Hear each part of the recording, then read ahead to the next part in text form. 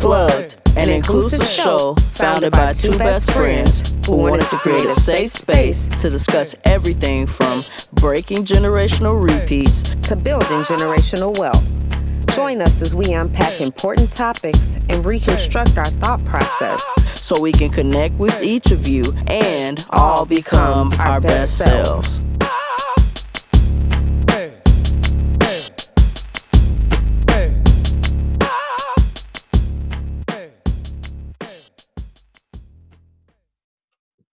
Hey everybody, hey. I'm your host Jay Croom. And I'm Alicia B. And this is Plugged.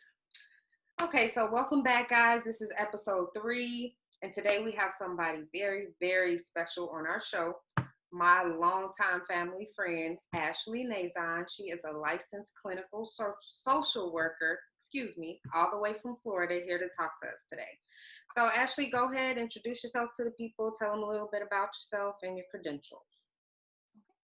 Well, hello everyone. My name is Ashley Nazon. I'm a licensed clinical social worker in the state of Florida. I am the owner of a holistic therapy group servicing Tampa and pretty much all of Florida. I offer telehealth and in-office sessions. I'm originally from Chicago, so I'm enjoying all this warm weather down here. I went to FAMU. I have to shout out my undergrad school, Rattlers, any Rattlers tuning in. But I'm just here to give you guys some wonderful advice about how to make it through all these tough times we're experiencing. Okay. Could you describe your intake process a little bit with us, Ashley? Like what that looks like? Yes. So I do offer free consultations. So you can call me or email me. I have my website. I also advertise on a lot of great platforms for pretty much everyone, but especially for African Americans. So Dark Beauty, Therapy for Black Girls, Black Female Therapists, Psychology Today, and Melanin Mental Health, and of course my website. But everyone is able to reach out to me for whatever. You have a question, you want to know what therapy is like, we can talk about it, and then I'll send you an email with some paperwork to fill out, and then we go from there. Okay. So you said that you offer, are you doing virtual sessions right now? Is that what's going on? I offer both virtual and in-office. Okay. So after COVID, so post-COVID, will you be offering those virtual sessions as well as in-person sessions? Yes. Okay. Okay. I wanted to know if you have any advice for those who are trying to manage their anxiety or depression during these times right now, during the COVID times, during the times of the protests and everything. Yeah. Do you have any advice for those people who maybe do want to get help but don't have the means or the funds to seek help? Is there anything that they can do that'll kind of help them right now? So what I do want to say is there are a lot of platforms offering free therapy. So it's there. So if you feel like you cannot make it on your own, there's so many places offering free therapy. So Black Men Heal, Black Female Therapists, there's Dark Beauty, DRK Beauty. They have teamed up with a lot of different therapists around the country, and you can get at least 3 or 4 free sessions. So first I want to start off with that. Secondly, I think during this time with everything going on, it's so important to keep a routine, right? COVID had us all stuck in the house, and then all of a sudden things started slowly opening up, and then boom, all these protests, everything going on. Keep a routine, right? Like get up in the morning. If you like to have a cup of coffee in the morning, if you like to get up and work out, whatever it may be, keep a routine that keeps you sane, right? You have something to look forward to. Thirdly, I want to tell people, look, anxiety, depression basically puts you in a state where you don't want to do anything, right? So reach out to your people, your friends, your family. Social media is a great outlet. You can get people who you don't know just being supportive of you if you're having a down day.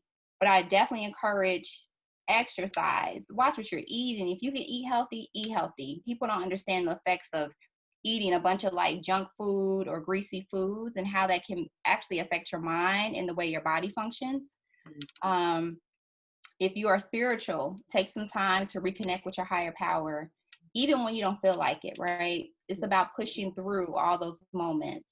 Dance, right? If you have a bunch of anxiety, a lot of energy, something has you worried, dance, run, write it out, talk it out. If you have a place where you can scream, get it out. There are just so many ways to battle anxiety and depression. It's not going to be your textbook like, oh, I went to a therapist. No, because that doesn't work for everybody, right? So there's plenty of conventional free ways that you can do in your own home to help you out. And sometimes you got to cut off social media. That's another thing. In the news. Yeah, definitely the news right now. The news can get pretty negative. So I'm currently in therapy, and I'm really an advocate for everybody and anybody going to therapy. Can you share with us why it is important to go? I think going to therapy gives you the opportunity to talk to someone who is, number one, should be unbiased, right? And this person is basically on the outside looking in. So they actually can get a better view sometimes, an objective view of what's going on with you. And sometimes you go to therapy and you don't even have a problem. You just want to be able to talk to somebody to get some feedback. So I don't want people to think therapy has that stigma of, oh, I'm not crazy. Oh, I don't have depression. I don't have mental health. I don't have any mental health issues. No, therapy is just good for a life skill, right? You could have career questions. Oh, should I make this decision? Should I make that decision? It's just good for your overall mental health, spiritual health, emotional health. Be able to go and just talk to someone. Okay. Can we talk about the stigma around therapy and why we shouldn't buy into it? Like, why? I know as a Black woman, like it's kind of, we don't really talk about, you know what I mean? Coming up, like I never really remember my mom or my grandmother or my aunts or anybody really talking about therapy. Right. And we all, I mean, every family has issues and we all had stuff that we needed to unpack. But it was always just like, no, you're going to be okay. Just keep pushing. Right. Stay strong. Exactly. Why is it like that though? And can I add to one more thing to that? You just touched on something. You said something about being strong. I feel like in Black families, that's the always the answer is to be strong, especially for Black women. I think that Black women have to sit on this pedestal of strongness, and they're not allowed to really have a moment of not being strong, because we don't want to call it weak, because that's not what it is. It's being human. No. Right. So can you just touch on that a little bit for us? So to focus it towards like Black families and Black women, I think as Black people, we've told ourselves, or basic generational stuff, right? Saying, we don't want to burden other people with our problems, right? Oh no, we'll pray it out. We'll pray about it and it'll be over. Yeah. Also, I think there's a slight fear for generations like after, to where they feel like, well, if I tell my family that I'm really struggling with this, they're going to invalidate my feelings and my opinions, right? And you don't want to feel that rejection. So a lot of us have a fear of rejection, which is why we don't go to therapy, and why we don't talk to our family about the toxic stuff that they're doing, because we don't want our feelings to be invalidated. We're like, no, I'm just gonna hold it in, not gonna say anything. But in general, though, for just everyone, I think everyone think they have the stigma of, oh, I'm crazy. And it's like, no, that's not what therapy is about at all. Like, at all. It's truly to go and have a sounding board, right? Somebody who you can actually just confide in and trust it. And then guess what? You don't have to worry about your feelings being invalidated or you being rejected, because you actually have somebody who's on your side and on your team to help you continue to progress through life. Okay. And then one more thing. So we just touched on Black women, and but touching on Black men and just men in general, about that's they have a big stigma about opening up and talking and going to therapy. What would you say to men during this time? Because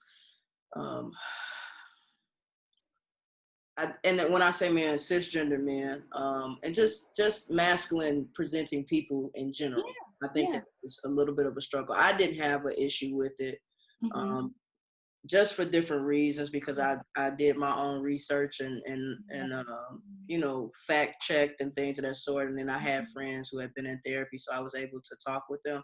But for people who don't have friends who've been in therapy, or you know, not just kind of really on the outs about going, what would you say? I think if we just take it back from like history, like when we think about days of slavery for Black men, right? They had to be strong, right? They took all the beatings, more so than the women. So it just seemed like there was just a generational education that came down like, oh no, men not supposed to cry. Like you need to be strong for the family, right? And honestly, men will be so strong for their family, but then they're breaking down on the inside.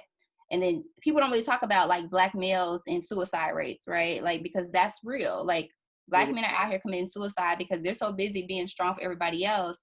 They don't have anyone to be strong for them. Yeah. And that just needs to change as far as like how we educate our sons, right? Like it's okay to cry. Like if you're that upset or you're that sad, you should cry. You shouldn't hold it in, because then we get these men who are overly aggressive because they don't know how to manage their emotions. And it's just a generational thing that keeps happening. But men have to know that it's not weak because you actually went to therapy. Actually, it shows how strong you are and how self-aware you are, that you know you may need a little help to be the best person you can be. Wow. That was a word. Yeah, that's great. So that's a word. That's a word. That's a word. I don't be getting me out here talking good. But yeah. So we want to kind of move over into really discussing like what's going on. We with the protests and what's happening with the Black Lives Matter movement and what's happening on social media. We're seeing, everybody is seeing a lot of different images. And we saw George Floyd. I kind of like skipped through it. I didn't watch it fully. I think you did. I did, and I've been crying every day since I've watched the video. I cried at least once a day. Yeah, I've been crying too, but like not every day, but I definitely, like in the wee mornings, I haven't been able to sleep sometimes. Just been kind of up trying to figure out, because you can't make sense of it. No, but just you figure can't. out what my role is during this time, but also just trying to take away from social media. You want to be present because you want to see what's going on, but then at the same time, it's like I'm like, it's sensory overload. Yes, it's overwhelming. It's too much. Yep. And this is our everyday life. This is my everyday life. So what people are just now starting to see and realize is something I've lived every day, the Black experience. So can you kind of talk with us about that, about how to deal with what we're seeing, and for those who live the Black experience and those who are on the other side looking at the Black experience. Yeah. I will say this, being in this Black skin is like living in a constant state of anxiety and depression. It just is what it is. And I'll just be honest, like when all the George Floyd stuff, the Breonna Taylor, the Ahmaud Arbery, it had an effect on me, right? Because I used to go running like at night because I'm like, oh, safe neighborhood. No, I got a little anxiety because now I'm like, I'm not running at night because I don't want anybody hunt me down and shoot me. So I've had to change some of my ways just for my own safety, right? Breonna Taylor, you laying in your bed at home. Look, right? Somebody come in. I'm an EMT. That hit me hard. Oh yeah, that hit me hard. Yep. Yeah. And with George Floyd, somebody can accuse you of something that's not true, and then here come the police, and then now what? You know what I mean? Yeah. And I think for Black people, it's hard to manage that, but at the same time, I feel like we have some kind of like this like anticipatory vigilance, right? Like, or, like we kind of know, like, you know what, some shit could happen today. Let me just be prepared, right? And I think that makes us strong. Go ahead. Right. I wanted to say something to touch on that too. So how I explain it, and I had to talk to Jay about it because I was like, I had a breakdown one day, and I was like, Jay, like I'm losing it. Like I feel like as a Black woman and a Black mother, I feel like I'm constantly in fight or flight mode. That's how I feel. Like my brain, when I walk outside my house, it's fight or flight. I have to be conscious of my surroundings. I have to be conscious of what I'm doing, where I'm going, how I'm going to conduct myself when I get there. And not only that, I have to be conscious of my child now and what he's doing and what I'm exposing him to. It's gotten to the point, Ashley, where I carry in the state that I live in.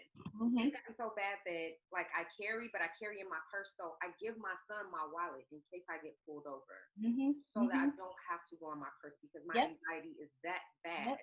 Because I feel like I could potentially get killed in front of my son if I get pulled over. And it's like, it's just too much. It's too much to do every day to have to, you know what I mean? Every day just to trying to get through and just trying to get by. And not only that, trying to, because I do have a lot of friends who aren't Black or brown or, you know what I mean? They're Caucasian. And just trying to help them navigate their feelings and what they're going through. And it's just like every day I'm just go home and I'm just like, I'm done. Like, you know what I mean? I'm just drained. I think for a while, like we knew the reality, right? But then when all this stuff happened in a short amount of time, it kind of woke us back up like, oh shit, we do live in a country where we're a target. Like targets are on our backs and we don't have to be doing anything. It just was like it just reminded us, right? But I think the best way for Black people to manage is truly love yourself and take care of yourself during all of this, right? Like, so, try to get some sleep, right? Eat good, spend time with your friends and your family. Like, those are the best way that we can get through this. And again, if you need to go therapy, right? But just for your own sake, we just really need to love on each other. Like, I think that is the best way for Black people to get through it is hug your friends, hug your families, so we can exchange strength and energy, you know, with one another. But there is no right answer, because until the laws change and people wake the hell up and stop just being delusional with their racism, we're going to keep combating that every day. And for Caucasians and other people who don't have that experience that we have, the best they can do is be supportive, right? Ask real questions, right? Like, okay, what do you go through on a daily basis, right? And then you explain it to them, and then give them examples, like concrete examples, and then they can really wake up and see. Because I feel like a lot of them sometimes are blinded, like, no, that didn't really happen. Like, no, that why would that person do that to you?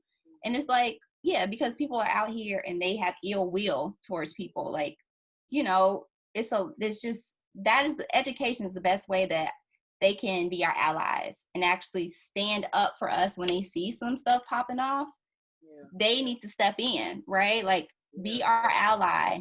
It's gonna take them to check each other. It's just like, you're not gonna listen to somebody more than somebody who's who looks like you. And that's what I encourage with my Caucasian friends, is to speak to your friends, speak to your family, educate each other, so that they understand, and that you can get that understanding, and from that place, then we can grow and come together. Because it's really not. I think that some people get offended because they think that it's Black versus white, when it's really just everyone versus racism. And I wanted to talk about, you talked about from the Black woman and being a Black mother, and then for me, because I like fall in a lot of categories. It's like my daily life is already a bunch of decisions. So with me being a masculine presenting person, identifying as trans, I have to be aware of my masculinity and how masculine I am in certain spaces, which it just the workplace. When I'm driving, like I don't have the whole take my stuff out, but I have made my I hear my mom's voice in my head all the time. It's like, make sure your registration is on the top, make sure you can find it. And as I was growing up, when I first started driving, I just thought that was normal advice. And now I realize that was a Black parent worried about her Black child. Don't drive with your music too loud. so that you can hear, and make sure that you're aware. Don't do, it's like don't add anything extra because you're driving while black Right. are red. Yep. And I'm not saying this to say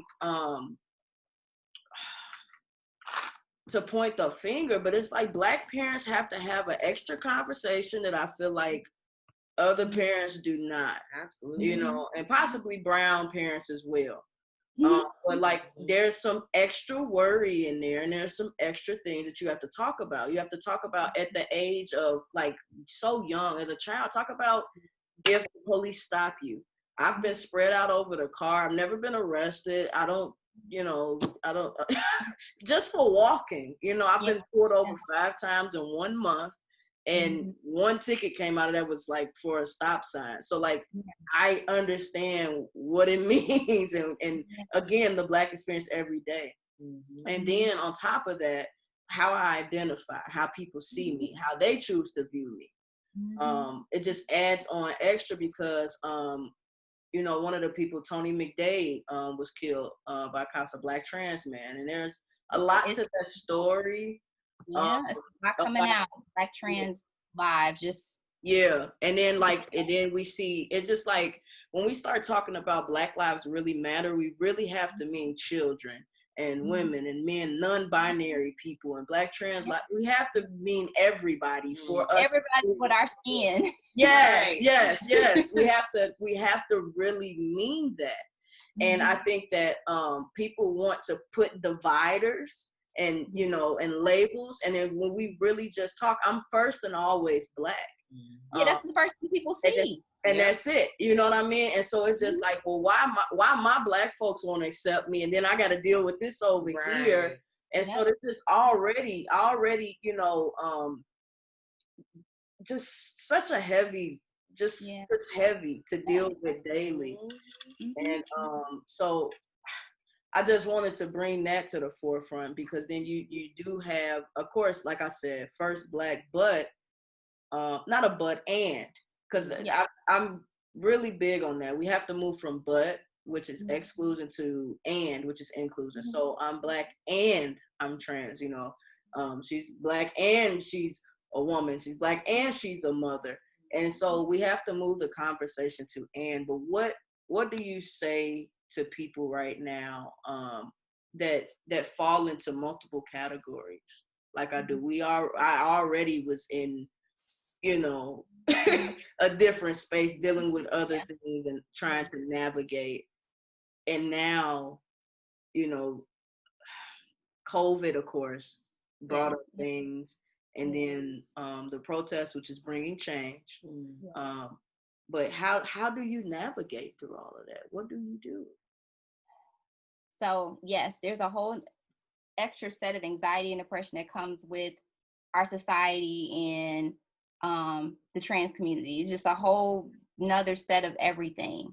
But I think right now in this space, like I said, for Black people, period, like right now, all you truly can do is love yourself. Like this is the moment where they always do that whole like, oh, love yourself. No, really love yourself. Like for whatever it is, your Black skin, whatever you identify as, whatever you want to be associated with, love it all, right? Because we see more than ever that the world doesn't love us, or this, the racism and the racists.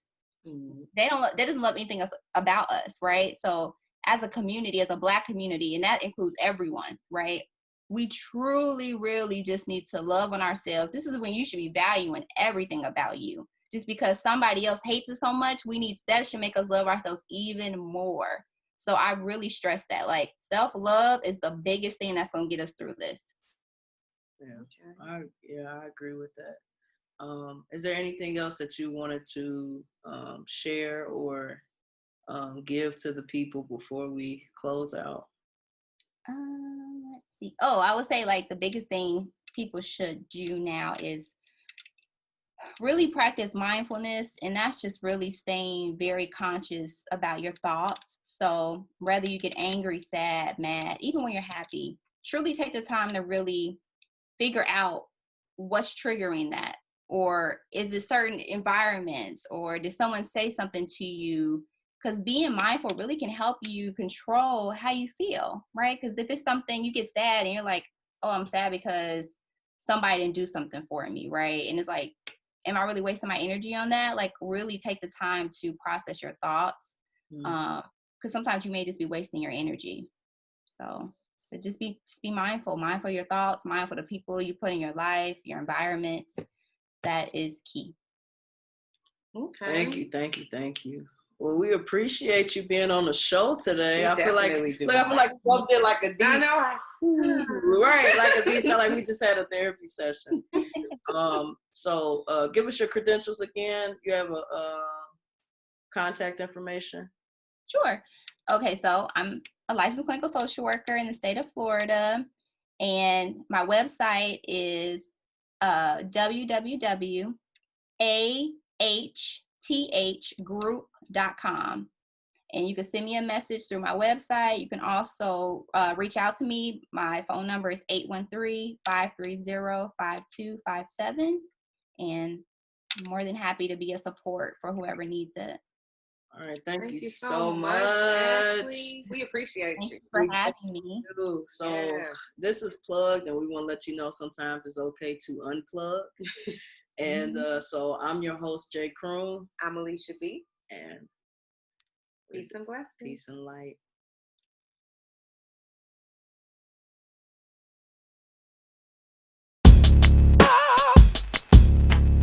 I'm Alicia B. Thank you so much for tuning into our show Plug.